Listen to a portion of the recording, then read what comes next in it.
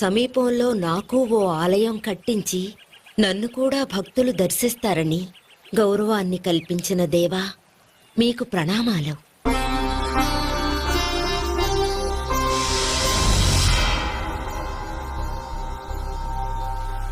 మహిషి సంహారానంతరం పరమేశ్వరుడు అయ్యప్పను పిలిచి, పుత్ర, నీ వియోగంతో కృంగిపోతున్నాడు మహారాజు రాజశేఖరుడు.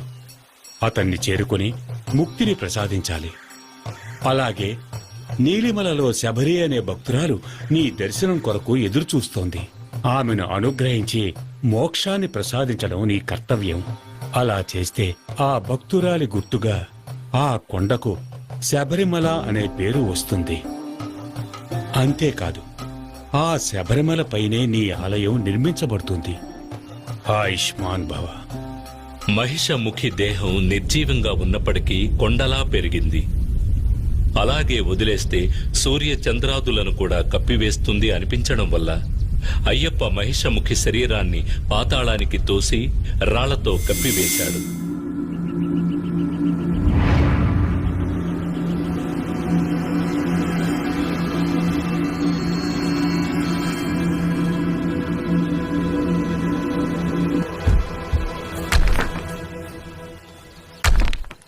స్వామి ఆజ్ఞానుసారం భూతగణాలు, దేవతలు ఒక రాయి తెచ్చివేసి ఆ రాళ్ల గుట్ట కింద మహిషముఖి దేహాన్ని పూడ్చివేశారు. ఆ విధంగా రాళ్ల గుట్ట కింద మహిషముఖి ఖననం చేయబడిన ప్రదేశమే కల్లెడం కుండ్రు అనే పేరుతో పిలువబడుతోంది.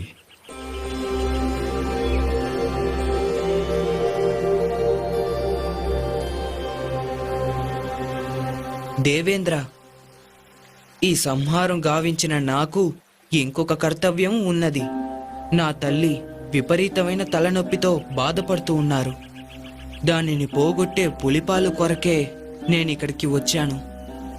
ఇది నా మీద ఎంతగానో ప్రేమ కలిగిన నాకు 2 కళ్ళ వంటి తల్లిదండ్రులకు నేను చెయ్యవలసిన కర్తవ్యం. కనుక పులిపాలు పొందడానికి తమరే నాకు సహాయం చేయాలి.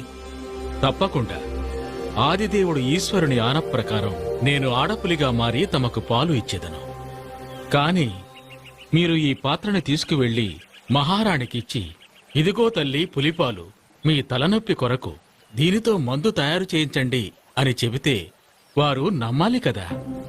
కనుక నేను మీతో వచ్చేదను. నా పైన మీరు కూర్చోండి. మనం రాజసభలోకి వెళితే మీరు తీసుకుని వచ్చింది పులిపాలేనని నిరూపితమవుతుంది.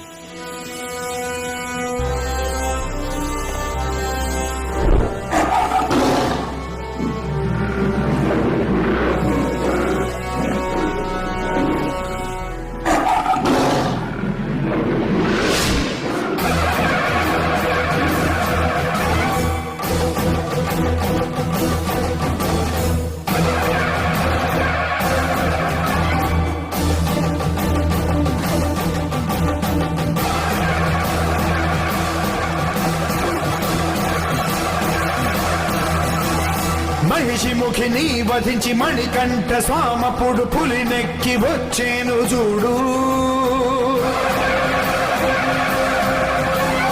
గిరులెన్ను దాటొచ్చి ఇలా వెలిసే ఆ దైవం చేరేను బందలకి నాడు.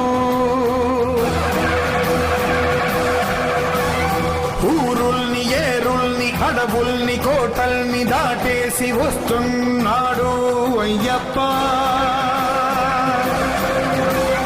తలనొప్పి మందైన పులిపాలు తల్లికై తీసుకొని వస్తున్నాడు అయ్యప్ప. భువి అదర, దివి అదర, అష్టదిక్కులదర, జనులదర, జగదదర మహారాణి హడలి తప్పరిగి శరణంటూ తన తల్లి వేడ దయతోటి మన్నించి చేరాడు శబరి. కార్యమే ముగియ పందళమే కొలువ మణికంఠ అవతార పరమార్థం పూర్తయే.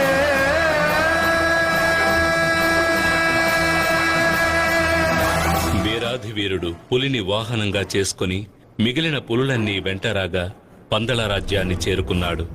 రాజ్యసభలోని వారందరూ పైకి దూకవలసిన పులులు శాంతంగా నిలిచి ఉన్న విచిత్రమైన సంఘటనను చూసి ఆశ్చర్యచకితులయ్యారు.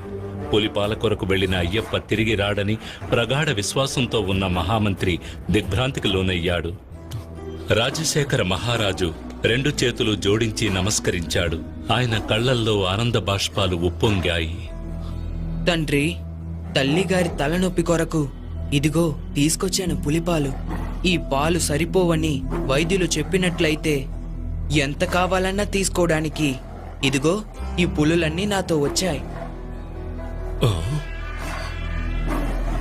తాము భగవంతుని అవతారమేనని నేను గ్రహించాను. మేము ఏదైనా తప్పు చేసి ఉంటే మమ్మల్ని క్షమించి ఆశీర్వదించండి స్వామి.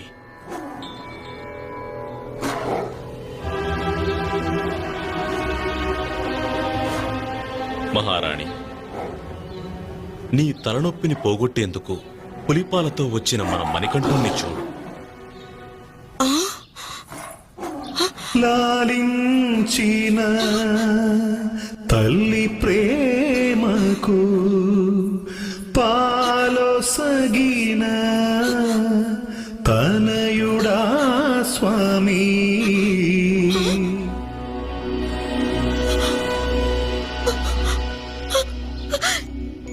అమ్మలగన్నా అమ్మే అతడు. నన్ను క్షమించు తండ్రి. నీవు దైవాంశ సంభూతుడవనే నిజాన్ని నా దురాశ వల్ల, నా అహంకారం వల్ల నేను గ్రహించలేకపోయాను. నన్ను క్షమించి రక్షించు పుత్ర, నన్ను క్షమించి రక్షించు.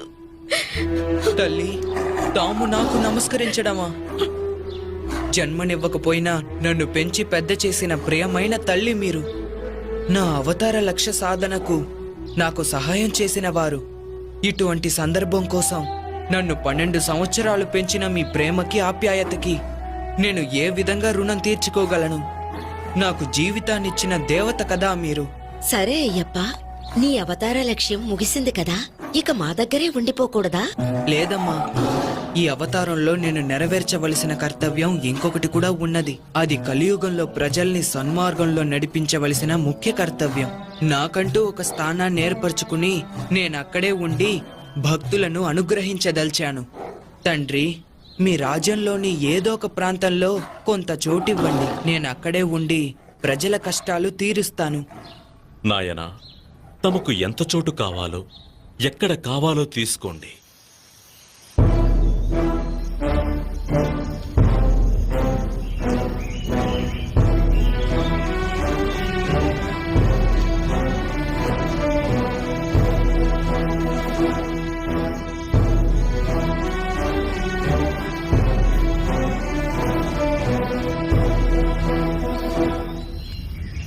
నేనిక్కడి నుండి బాణం వేస్తాను.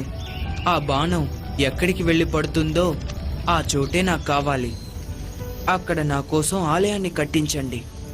అక్కడ ఉండి కలియుగాన్ని నేను పరిరక్షిస్తాను.